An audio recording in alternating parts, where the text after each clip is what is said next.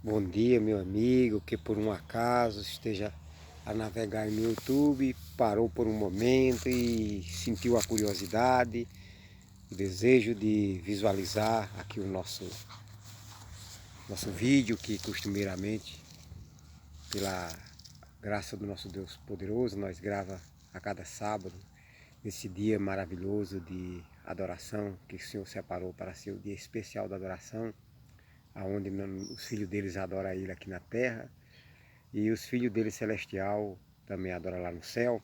Aqui, a cada sábado, em meio a essa natureza, esse lugar bem aconchegante, a gente para nós apresentar um novo louvor que semanalmente a gente aprende, embora em forma simples, sem um instrumento musical, em forma de capela, porém com muito ansejo e desejo sincero da parte do nosso Deus de nós o glorificar com esse quadro.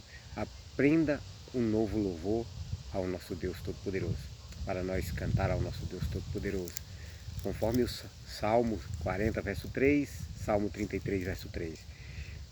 Meu querido, e essa semana eu aprendi o 436 aqui do Inário Adventista. Que será ver a Cristo? Uma pergunta que no decorrer do hino, a gente, nas estrofes, a gente, todo final de cada estrofe, das 4 estrofes que tem esse hino, contém essa pergunta de forma admirativa, porque como será, meu querido, ver a Cristo? Então que possamos cantar desse sonho e, ao mesmo tempo, nos prepararmos para que esse sonho possa se tornar uma realidade em minha vida e na sua vida também, meu querido internauta. Há prazer sem igual lá no lar celestial, junto às margens do muito belo rio. Surpresa sem fim, ali há pra mim, mas ó que será ver a Cristo. Ó que será ver a Cristo, ver a meu bom Salvador. Surpresa sem fim, ali há pra mim, mas ó que será ver a Cristo. Uns deverão morrer pra seu nome viver, sua vida por Cristo entregaram. Um dia no lar os quero encontrar, mas ó que será ver a Cristo. Ó que será ver a Cristo, ver a meu bom Salvador. Surpresa sem fim, ali há pra mim, mas ó que será ver a Cristo. Que direi da emoção ter na mão sua mão, lá na pátria dos salvos pra sempre. Já livre do mal, feliz afinal, mas ó que será ver a Cristo. Ó que será ver a Cristo, ver a meu bom Salvador. Surpresa sem fim, ali há pra mim, mas ó que será ver a Cristo. Quando a luz desse olhar o meu ser inundar, quando eu vir a seu rosto divino, sorrindo o Senhor em seu grande amor, ó sim que será ver a Cristo. Ó que será ver a Cristo, ver a meu bom Salvador. Surpresa sem fim, ali há pra mim, mas ó que será ver a Cristo. Cristo. Amém, né, meu querido? Aleluia. Louvado seja o nosso Deus Todo-Poderoso por mais um louvor que a gente aprendeu. E à medida que a gente for cantando, com certeza a gente vai cada vez mais se aperfeiçoando, porque o nosso Deus maravilhoso é especialista em fazer nós crescer, em fazer nós cada vez mais estarmos familiarizados, intimamente conectados com Ele, para nós dar honra e glória ao nome do nosso Deus Todo-Poderoso. Visto ser isto um dos aspectos que constitui a nossa real felicidade, nós estarmos louvando a nosso Deus como resultado da nossa conexão de amor, conexão sincera, de relacionamento com o nosso Pai e o seu Filho, nosso irmão mais velho, nosso Senhor e Salvador Jesus Cristo, o qual Ele constituiu como nosso mediador, como nosso intercessor, como nosso sumo sacerdote no santuário celestial, ao qual Ele autoriza também que nós o adoremos. Porque é claro que a adoração máxima é ao nosso Pai, o nosso Deus, o único Deus Todo-Poderoso, Criador do céu e da terra. E também ao seu Filho, nosso Senhor e Salvador Jesus Cristo, porque por meio dele o Senhor Deus procura nos reconciliar, procura nos fazer firmarmos numa aliança de obediência à sua santa lei. E é justamente, irmãos, sobre este tema que nós vamos hoje meditar, sobre a imutável lei de Deus. Aqui quando diz imutável, porque Malaquias 3,6 o Senhor diz que não muda, porque a sua lei, a sua santa lei é tão sagrada como é sagrado o nosso Pai, porque é a expressão do seu caráter.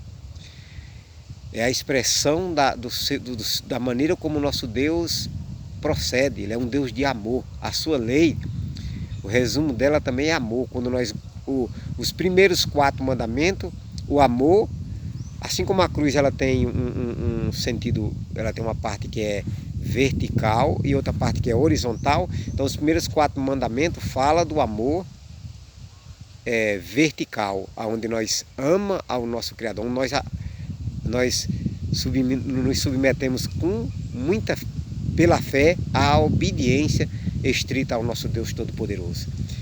E os últimos 6 mandamentos falam do amor de forma horizontal. Nós amarmos a nós, amarmos o nosso próximo como nós amamos a nós mesmos. Por isso que Cristo falou para o jovem rico, para o doutor da lei, para guardar esses 2 mandamentos depende de toda a lei e os profetas. Porque todos esses 2 grandes mandamentos é o resumo da obediência dos primeiros 4 e da obediência dos últimos 6. E para a nossa meditação, nós começamos aqui em Apocalipse capítulo 11, 19. Abriu-se no céu o templo de Deus, e a arca do seu concerto foi vista no templo. Quando, irmão, que abriu? Aqui no decorrer da leitura vocês vão ver que o Apocalipse aqui previu que o santuário ia se abrir. E quando foi que no decorrer da história celestial o santuário e foi vista a Arca da Aliança? Aonde ficava a Arca da Aliança? No tabernáculo terrestre que o Senhor mandou Moisés fazer como cópia do celestial, como modelo do celestial. Ora, se no santuário terreno tinha o segundo compartimento, que era chamado de lugar santíssimo, aonde continha a Arca da Aliança, e dentro da arca os 10 mandamentos, as 2 tábuas com os 10 mandamentos. Ora, quando foi aberto também o santuário celestial, foi visto também, aqui diz, ó, foi visto a Arca da Aliança, ou seja, dos 10 mandamentos, que é que representa a aliança, a conexão, representa muito perfeitamente a obra de Cristo, colocar-nos de conformidade, em íntima conexão com a aliança firme, com a aliança maravilhosa, onde Ele escreve os 10 mandamentos de Deus em nosso coração e nos faz ficar em conformidade com a vontade do nosso Pai, em obediência aos 10 preceitos do decálogo da santa lei do Senhor.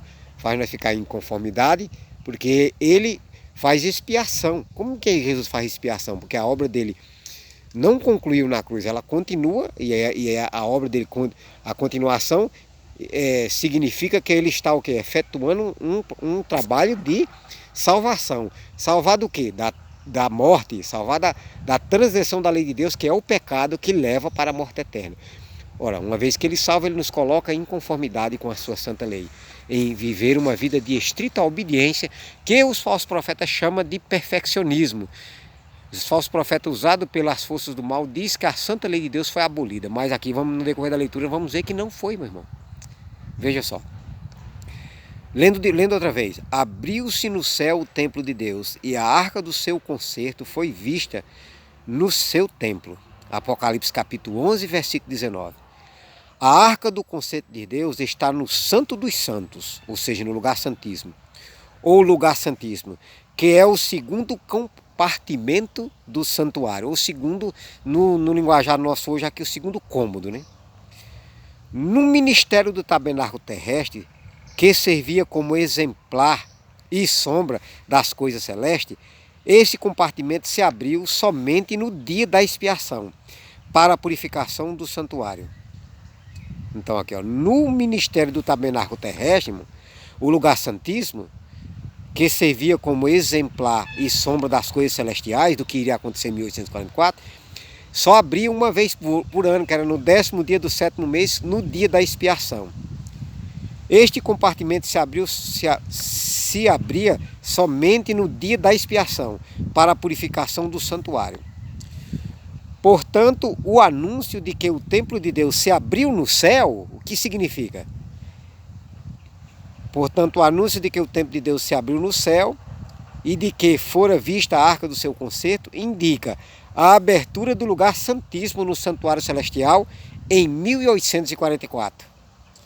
Ao entrar Cristo ali para efetuar a obra finalizadora de expiação. Ó, irmão, ao entrar Cristo em 1844 no lugar santíssimo para efetuar a obra de expiação no santuário celestial, efetuar. Aí os falsos profetas que são usados pela a segunda besta, que é contra, que é a abominação desoladora, que ataca tudo quanto é o trabalho que Cristo está fazendo no santuário celestial, eles dizem equivocadamente que a obra de Cristo se concluiu na cruz.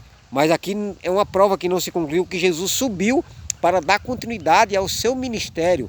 É claro, uma parte muito essencial e das mais importantes do que era representado pelo cerimonial do Antigo Testamento, cumpriu-se quando Cristo morreu na cruz, mas não concluiu a expiação de Cristo. Ao entrar Cristo ali para efetuar, em 1844, Jesus entrou para quê? Para efetuar a obra finalizadora de expiação, que é a obra de juízo, onde ele faz expiação em favor do seu povo, faz expiação em favor dos que temem a eles, dos que amam a ele e amam ao Pai, e lançará o pecado deste sobre Satanás, que é o principal originador do pecado. Os que pela fé seguiram o seu sumo sacerdote, os que pela fé seguiram seu sumo sacerdote, ao iniciar ele o ministério no lugar santíssimo, contemplaram a arca do seu concerto.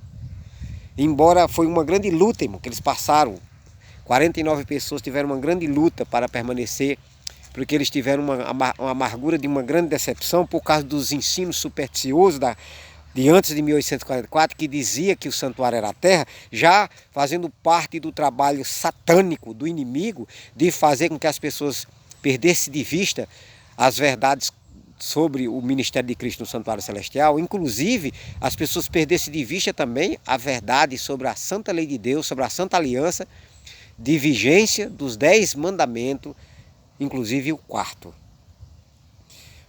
Então, mas aí houve naquela época uns que pela fé seguiram o seu sumo sacerdote ao iniciar ele o ministério no lugar santíssimo, contemplar a arca do seu concerto.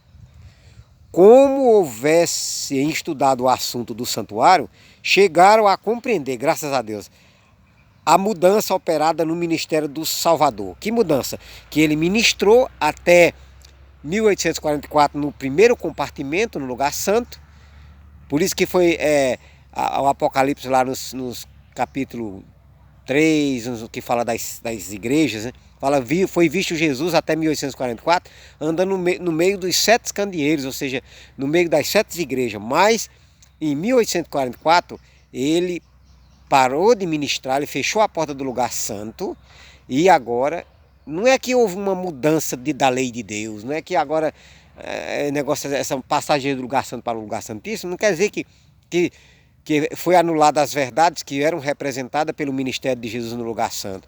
Que as mesmas verdades, a mesma santa lei de Deus que foi ensinada às 7 igrejas, quando Jesus andou no meio dos 7 candeeiros, que dizia do zelo da aliança, a lei que estava em vigor no lugar santo, passa a estar em vigor também no lugar santo, quando ele entrou para o lugar santíssimo, porque ele abriu a porta. Embora alguns presunçosamente querem dizer que porque na época do que Jesus andou nos 7 candeeiros, as igrejas, um grande número de pessoas se corromperam nas doutrinas pagãs, nas doutrinas do paganismo, que foi transportada pelo papado para o meio dos cristãos. Então muitos queriam permanecer nessa vida equivocada de desobediência à santa lei de Deus e não quiseram se unir aos que fielmente, destemidamente e corajosamente viram o lugar santíssimo se abrindo e com grande pesar confessaram os seus pecados de terem pecado, de terem desobedecido à santa lei de Deus, inclusive terem pisado no centro da lei, que era o santo sábado do Senhor, que é o mandamento que mais brilha, porque apresenta o nosso Deus como nosso Criador, como nosso grande Criador do céu e da terra, porque o sábado é o memorial da criação. Então eles, com grande pesar, as 49 pessoas que ficaram firmes, eles pediram perdão dos seus pecados. Como houvesse estudado o assunto do santuário, chegaram, de novo, né, vamos falando. Como houvesse estudado o assunto do santuário, chegaram a compreender a mudança operada no ministério do Salvador. E viram que ele agora oficiava diante da arca de Deus, pleiteando com seu sangue em favor dos pecadores. A arca do tabernáculo terrestre, continha as 2 tábuas de pedras, sobre as quais se achavam escritos os preceitos da lei de Deus. A arca era mero receptáculo das tábuas da lei. E a presença desses preceitos divinos é que lhes dava valor e santidade. Quando se abriu o templo de Deus no céu, foi vista a arca do testemunho, dentro do Santo do Santo, no santuário celestial. Achava-se guardada sagradamente a lei divina. A lei que foi pronunciada pelo próprio Deus em meio dos trovões do sinal e escrita por seu próprio dedo nas tábuas de pedra. A lei de Deus no santuário celeste é o grande original de que os preceitos escritos nas tábuas de pedra, registrada por Moisés no Pentateuco, era uma transcrição exata.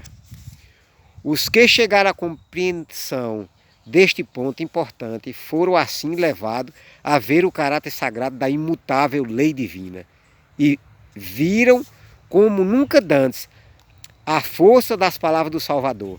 Até que o céu e a terra passem, nenhum jota ou um tio se omitirá da lei. São Mateus 5,18. Então, irmão, quando abriu-se o santuário em 1844, que eles receberam a chuva do refrigério pela presença do Senhor na mensagem do terceiro anjo, que envolve a firme aliança do Senhor fazer eles compreenderem a santidade da sua santa lei e ao mesmo tempo passarem a obedecerem, então eles viram como nunca, por isso que eles caíram em grande pesar, em grande arrependimento. O Senhor Jesus operou no coração deles, por eles intercederem diante de Deus, para que eles não fossem destruídos. E eles temerosamente e com muita reverência, eles confessaram seus pecados de terem transgredido a santa lei de Deus, e entenderem que, como Tiago 2,10, né, qualquer que tropeça, que guarda toda a lei, mas tropeça em um só ponto se torna culpado de todo, e entenderem de modo bem claro o que Jesus falou aqui em São Mateus 5,18, que até que o céu e a terra passem, nenhum jota ou um tio se omitirá da lei. sem que tudo se cumpra. A lei de Deus, sendo a revelação de sua vontade, a transcrição de seu caráter, deve permanecer para sempre, como uma fiel testemunha no céu. A lei de Deus, irmão, diante do tabernáculo, como uma fiel testemunha no céu, diante do Pai e diante do Filho, e o Filho mediando para que os filhos verdadeiros fiquem em uma perfeita harmonia com a santa lei de Deus. Porque alguém que é declarado justo ou justificado por meio da fé, ainda não é perfeito em justiça. Então o trabalho de Cristo no santuário envolve fazer com que os filhos dele, temente a ele aqui na terra, passe a viver uma vida de estrita e consagrada obediência aos 10 preceitos do nosso Deus Todo-Poderoso, Criador do céu e da terra, Pai dele e Pai nosso também. A lei de Deus sendo revelação de sua vontade, repetindo, né? A lei de Deus sendo revelação da sua vontade, a transcrição do seu caráter deve permanecer para sempre, como fiel testemunha no céu. Nenhum mandamento foi anulado, nenhum jota ou um tio se mudou. Diz o salmista, : para sempre, ó Senhor, a tua palavra permanece nos céus. São fiéis todos os seus mandamentos, permanecem firmes para todo sempre. Salmos 119, 89, 111, 7 e 8. No próprio centro do decálogo da Santíssima Lei do Senhor está o 4º mandamento, conforme foi a princípio proclamado: lembra-te do dia de sábado para o santificar. 6 dias trabalharás e farás toda a tua obra, mas o 7º dia é o sábado do Senhor teu Deus. Não farás nenhuma obra, nem tu, nem teu filho, nem tua filha, nem a teu servo, nem a tua serva, nem o teu animal, nem o teu estrangeiro que está dentro das tuas portas. Porque em 6 dias fez o Senhor os céus e a terra e o mar, e tudo o que neles há, e ao 7º dia descansou. Portanto, abençoou o Senhor o dia de sábado e o santificou. O Espírito de Deus tocou o coração dos que estudavam a sua palavra, em 1844. E impressionava-os a convicção de que haviam ignorantemente transgredido este preceito, inclusive o 4º, né?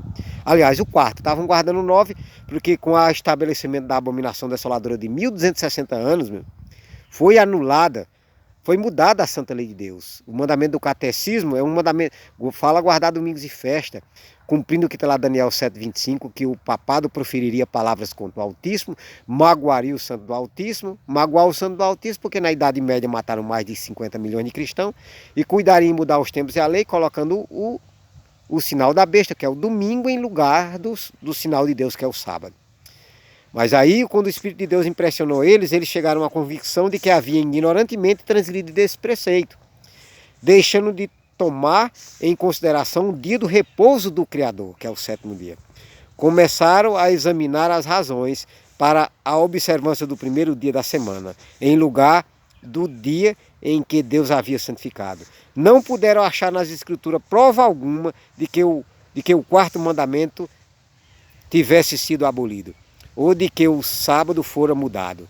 É os falsos profetas é a segunda besta, os protestantes apostatados, que unido com o papado, promulga que essa lei foi abolida, mas todo verdadeiro filho de Deus que receberão a mensagem do 3º anjo, que estão já desde já recebendo a mensagem do 3º anjo no último dia, e estão sendo consolidados, estão sendo preparados, munidos, advertidos, para darem a mensagem de advertência ao mundo, a mensagem do 3º anjo, que mostra o santuário, a porta do santuário aberta, para que todos aqueles que quiserem terem a salvação. Jesus diz que a porta está aberta, mas quando essa porta fechar, todos os que não tiveram atendido a advertência do 3º anjo para passarem a viver uma vida de estrita obediência à santa lei de Deus, sofrerão as 7 pragas do Apocalipse 16.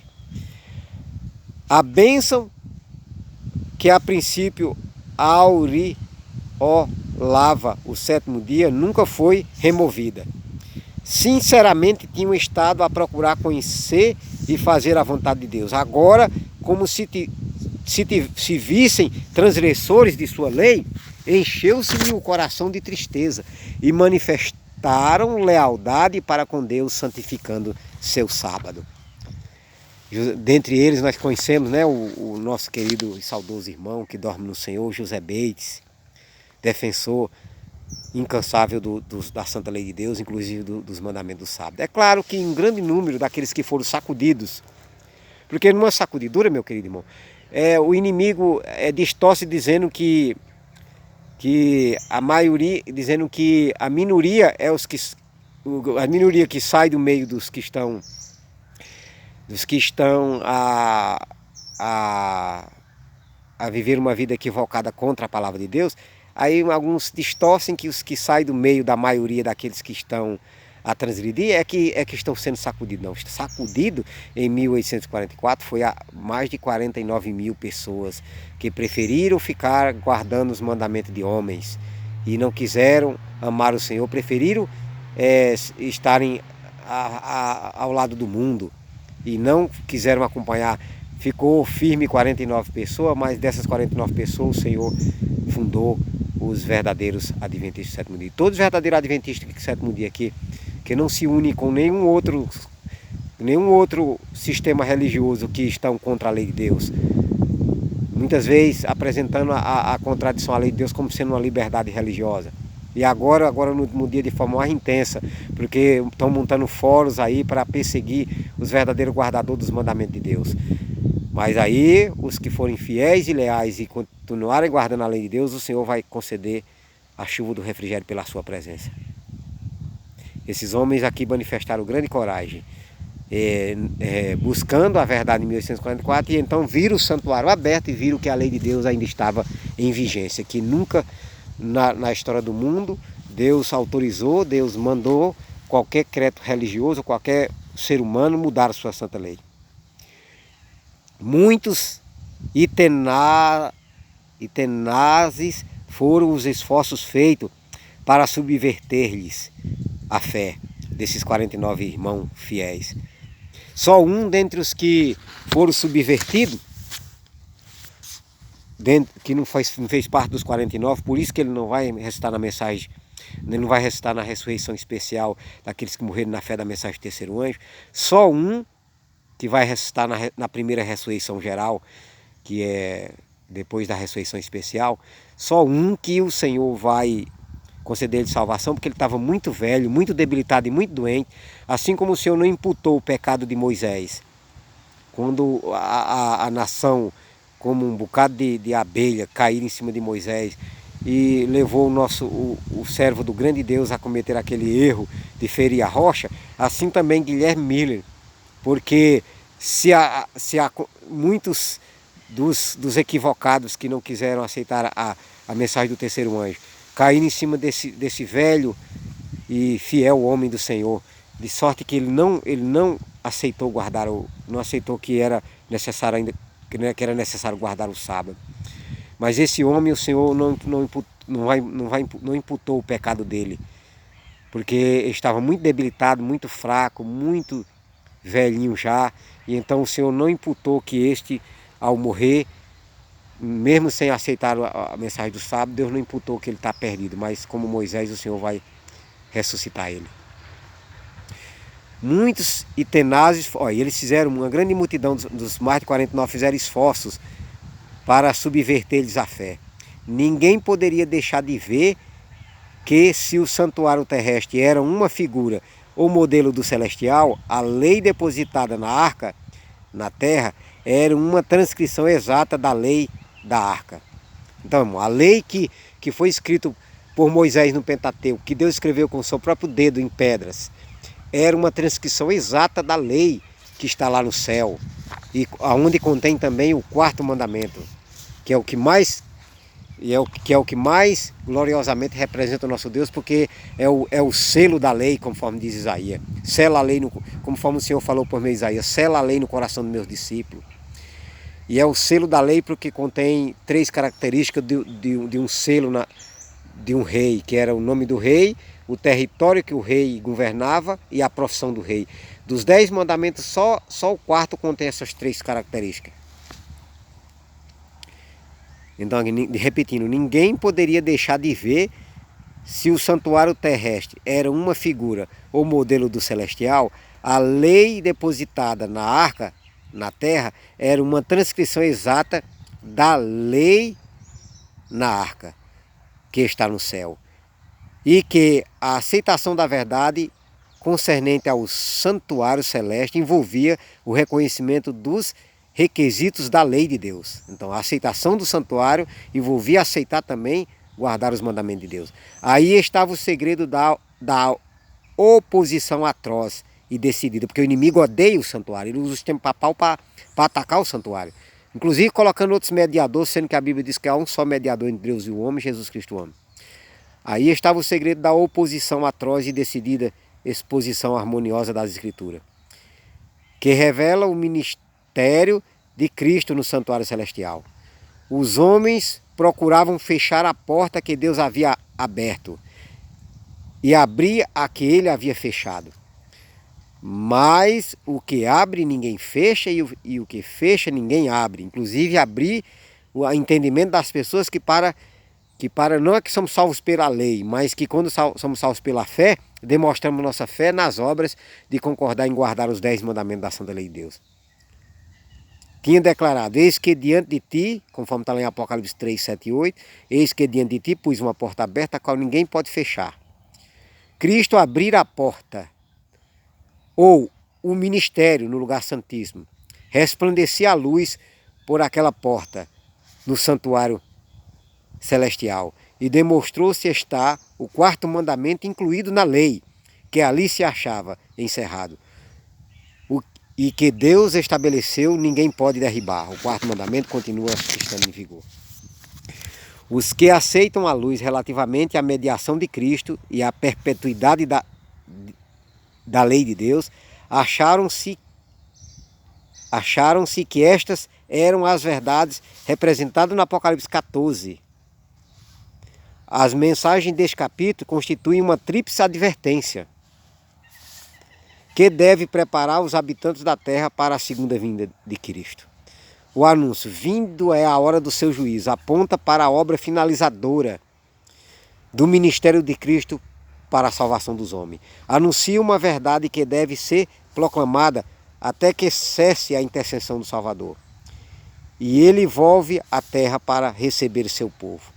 A obra do juízo, que começou em 1844, deve continuar até que os casos de todos estejam decididos, tanto dos vivos como dos mortos. Disso se inclui que ela se estenderá até o final do tempo. A obra não concluiu na cruz, ela se estenderá até o final do tempo. Então, aquele que acredita que concluiu na cruz e que Jesus está apresentando só os seus méritos, está sendo equivocado, está agindo contra o ministério de Cristo no santuário celestial. Disso se inclui que ela se estenderá até o final do tempo da graça para a humanidade, a fim de que os homens possam preparar-se para estar em pé no juízo. A mensagem lhes ordena temer a Deus e dar-lhe glória, adorar aquele que fez os céus e a terra e o mar e as fontes das águas. O resultado da aceitação